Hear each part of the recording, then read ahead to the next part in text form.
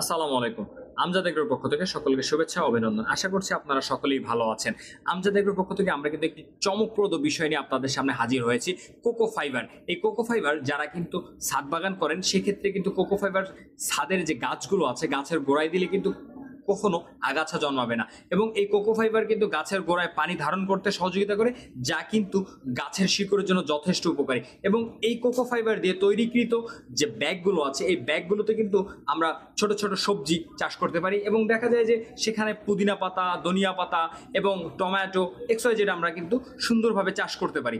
এখানে দেখা যায় যে কোকো ফাইবার দিয়ে আমরা একটি ছোট্ট পিলার তৈরি করি। এই পিলারে কিন্তু যারা অর্কিড চাষ করেন বা অর্কিড প্রেমীরা আছেন, এই পিলারটি ব্যবহার করে কিন্তু ছাদে, বারান্দায় এবং বাগানে আপনারা অর্কিড চাষ করতে পারেন। সেক্ষেত্রে কিন্তু খুবই এটা উপকারী এবং স্মুথলি একটা অর্কিডের গাছ যথেষ্ট পরিমাণ বৃদ্ধি পায়। এবং এই যে কোকো ফাইবার দিয়ে কিন্তু যারা কারুশিল্প করে সেক্ষেত্রে কিন্তু এটি গুরুত্বপূর্ণ বহন করে থাকে এবং গৃহসজ্জায় যে ছোট ছোট জিনিসগুলো আছে এই কোকো ফাইবার দিয়ে কিন্তু তৈরি করা যায় এবং শৌখিন জিনিসগুলো কিন্তু কোকো ফাইবার তৈরি করা যায়।